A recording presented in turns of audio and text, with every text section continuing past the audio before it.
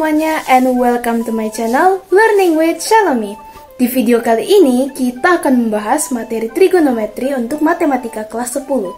Tapi sebelumnya jangan lupa untuk subscribe channel ini dan bunyikan lonceng notifikasinya biar nggak ketinggalan video baru yang bakal diupload berikutnya. Dan jangan lupa untuk like, comment, dan share. Oke, kalau sudah, let's go!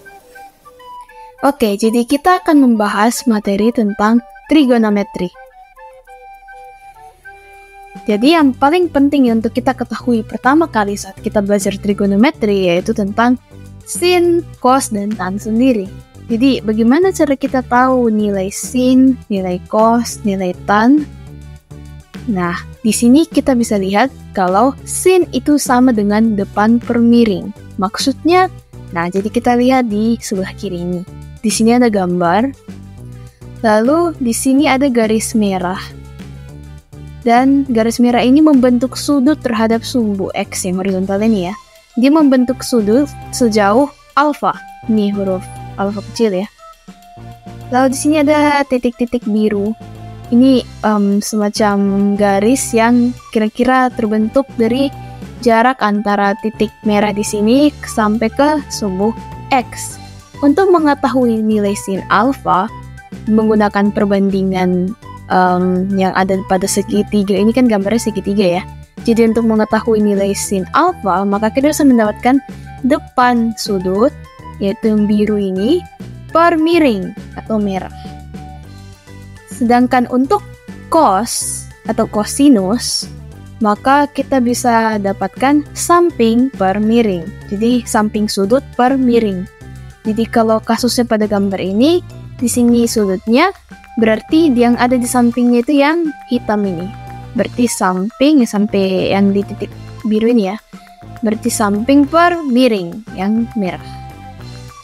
Bagaimana dengan tan? Tan itu sama dengan sin per cos. Atau lebih sederhananya kita bisa bilang depan per samping. Atau yang biru ini per yang hitam. Biasanya sih orang supaya lebih gampang dihafal buat singkatan. Jadi sin itu de mi, cos itu sa mi, dan tan itu de sa. Ya itu untuk lebih mudah dihafal ya. Tapi supaya lebih mudah dimengerti kita langsung tulis saja depan per miring, samping per miring, dan depan per samping. Nah selain sin, cos, dan tan, ada juga yang namanya sekan, kosekan, dan kotangan. Yang pertama sekan. Sekan itu sama dengan 1 per cos. Cos tadi kan samping per miring. Berarti kalau kita mau tuliskan sekan sama dengan miring per samping. Ya istilahnya begitulah ya. Karena kan nanti jadinya terbalik. Atau bisa saja kita cari aja dulu nilai cosnya terus nanti 1 dibagi nilai cos. Kalau untuk kosekan dia 1 per sin. Sedangkan kotangan dia 1 per tan.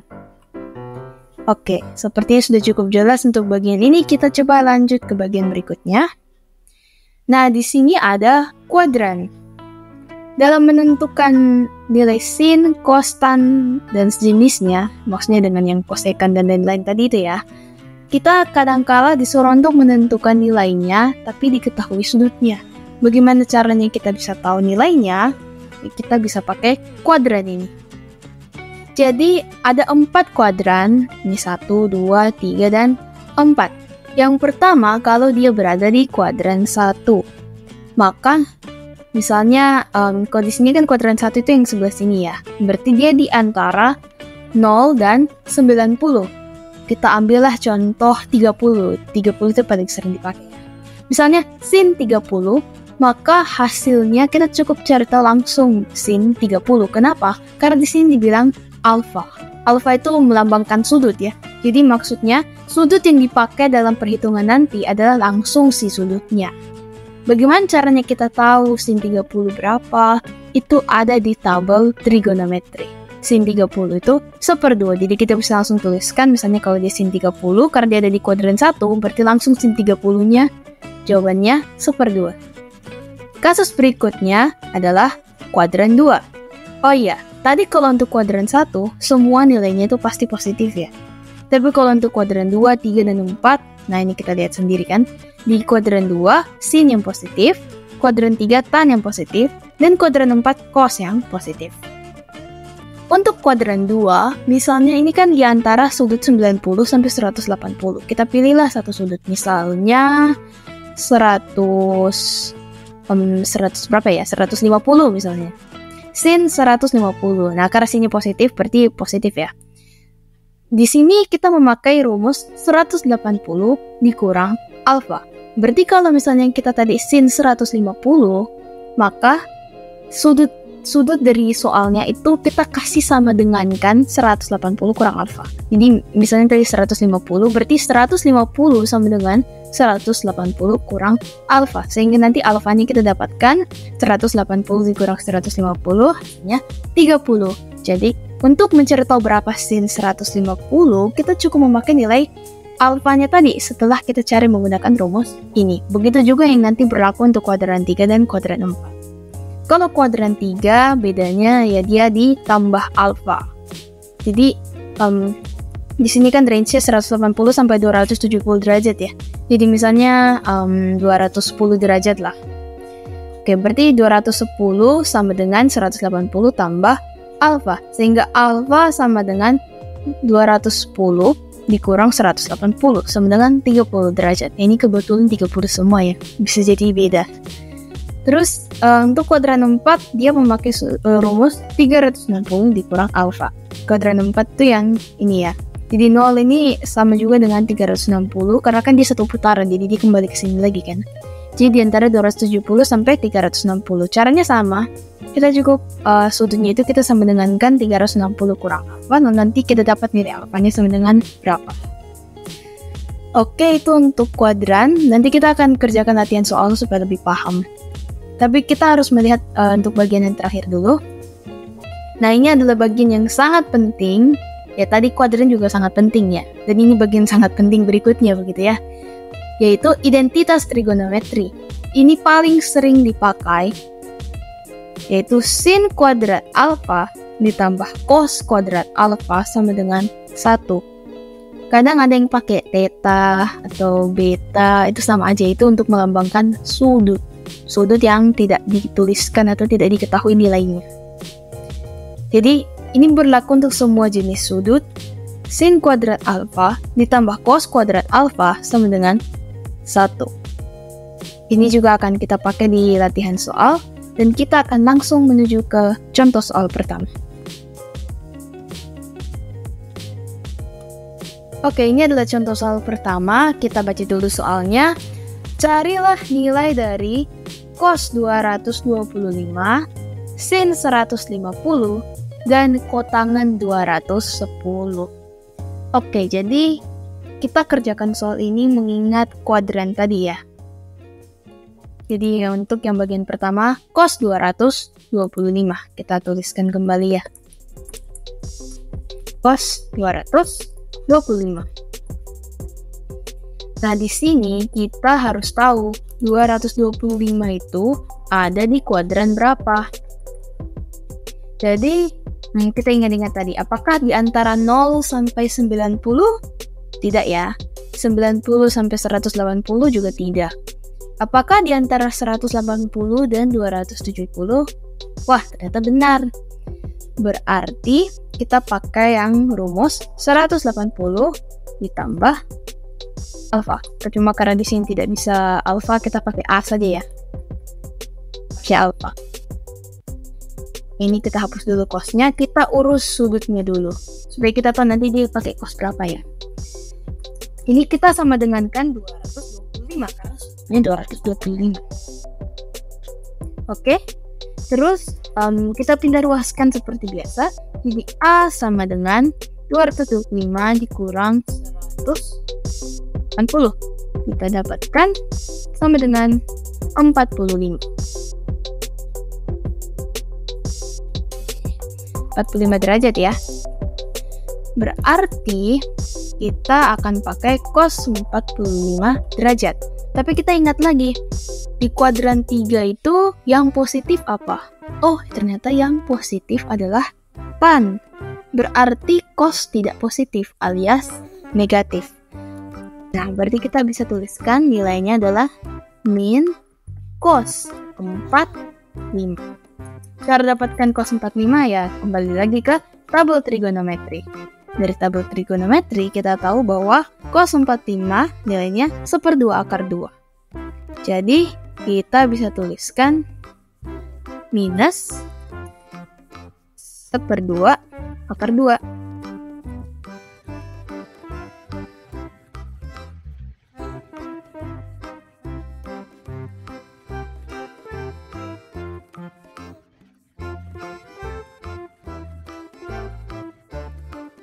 Oke dia, ini dia jawaban untuk yang pertama.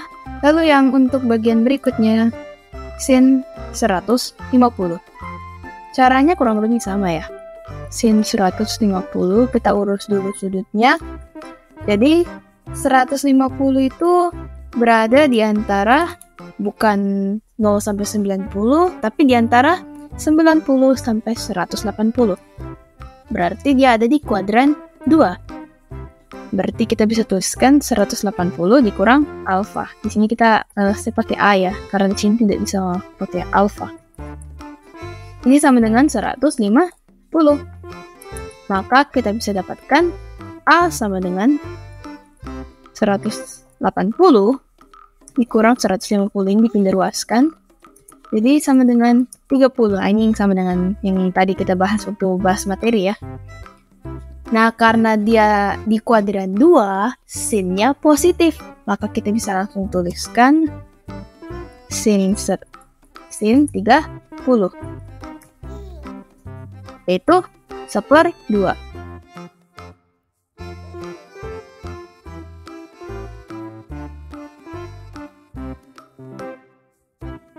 Oke, dan bagian yang terakhir kita akan kerjakan kotangan 210.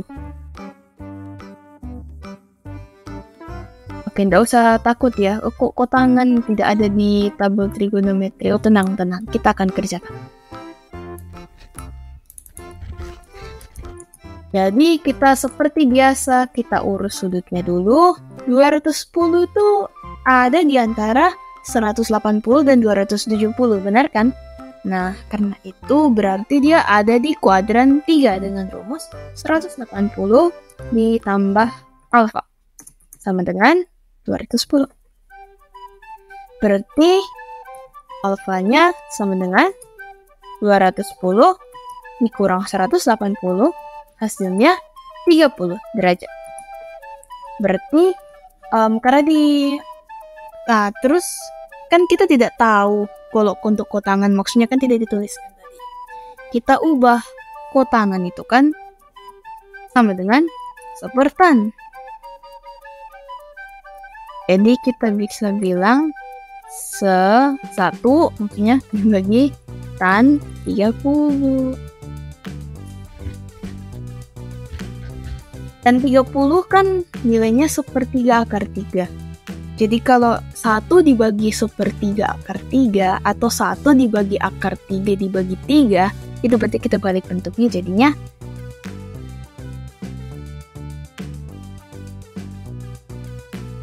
kita dapatkan ini kalau kita balik tadi ya sama dengan 3 per akar 3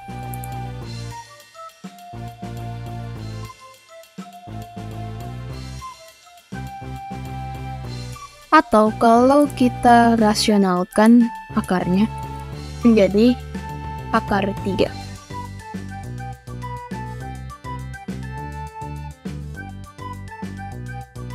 Oke, itu dia untuk soal yang pertama. Kita coba lanjut ke soal yang berikutnya. Oke, ini dia soal yang kedua. Kita baca dulu. Buktikanlah bahwa cos alfa dikali 1 kurang tan alfa itu sama dengan cos alfa kurang sin alfa. Lalu yang berikutnya, kita juga harus buktikan sin pangkat 4 alfa dikurang sin pangkat 2 alfa sama dengan cos pangkat 4 alfa dikurang cos pangkat 2 alfa. Oke, jadi ini pembuktian identitas trigonometri. Di sinilah kita akan memakai identitas yang tadi ya, yang kita sudah bahas. Kita mulai dari bagian A dulu. Kita tuliskan soalnya kembali. Cos alfa dikali 1 dikurangkan alfa sama dengan cos alfa dikurang sin alfa. Kalau di pembuktian, maka kita harus istilahnya bedah salah satu sisinya untuk membuktikan kalau dia sama dengan kanannya. Di sini kita akan coba bedah yang sebelah kiri. Apakah dia akan sama dengan sebelah kanan? Kita akan lihat. Oke deh. Jadi, kita bisa kalikan masuk seperti biasa. Cos alfa dikali 1 cos alfa. Cos alfa dikali min tan alfa. Dengan min cos alfa dan alfa. Sama dengan cos alfa dikurang sin alfa.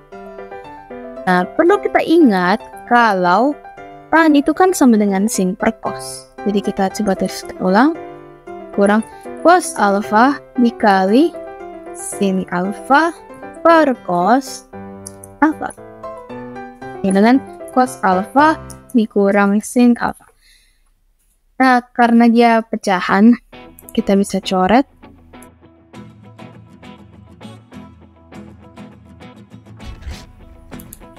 Jadi habis ya.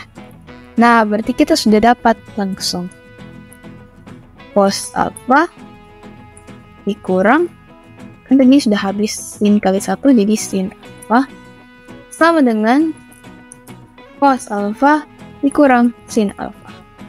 Bukti benar. Oke, sekarang untuk yang bagian B.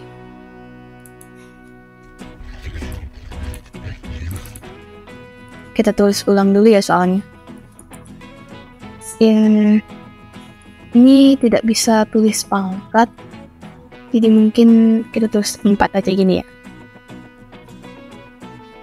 Ya, ini maksudnya pangkat ya. Cuma karena di sini tidak bisa tulis pangkat, tidak ada fiturnya untuk kasih superscript gitu. Jadi ya kita tulis gini aja ya, maksudnya pangkat.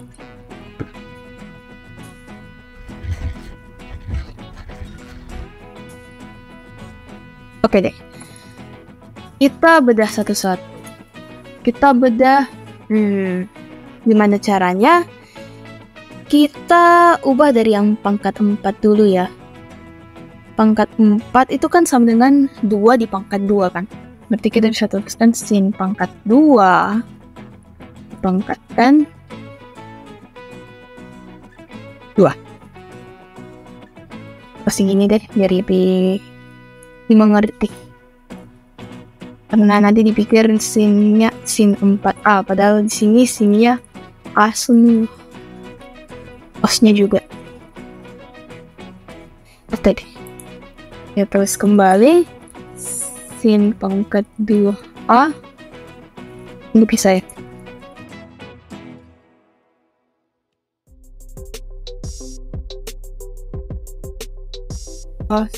Pangkat 4 alfa dikurang cos pangkat 2. Oke. Nah, satu yang kita sudah pelajari tadi dari identitas trigonometri, kalau sin pangkat 2 alfa ditambah cos pangkat 2 alfa itu sama dengan 1. Identitas ini kita bisa putar-putar, maksudnya bisa balik-balik gitu ya. Jadinya bisa kan kita bilang kalau sin pangkat 2 alfa itu sama dengan 1 dikurang cos pangkat 2 alfa dengan cara pindah ruas. Nah, ini nilai ini kita bisa masukkan ke dalam kurung ini. Oke, kita coba masukkan ya.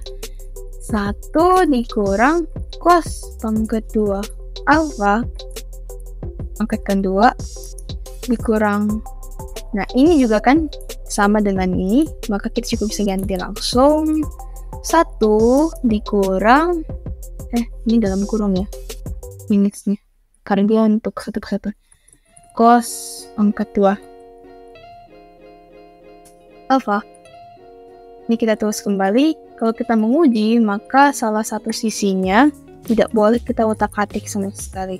Dalam hal ini kita sisi kanan yang kita tidak boleh utak-atik ya, karena kita pakai sisi kiri untuk menguji. Oke, ini kita pindahkan ke bawah ya. Oke. Nah, ini kita cukup kalikan seperti biasa. Kalau kita cakar dengan kali pelangi atau pernah juga saya bahas di YouTube Shortku ya, gimana cara menghitung perpangkatan 2 tanpa kali pelangi. Kita bisa langsung dapatkan 1 dikurang 2 cos pangkat 2 alfa ditambah cos pangkat 2 alfa. Itu cos pangkat 4 ya. Pangkat 4 alfa karakan 2 pangkat 2. Kurang, nah ini kita kali masukkan minusnya. Dikurang 1 ditambah cos pangkat 2 alfa. Ini kita salin kembali.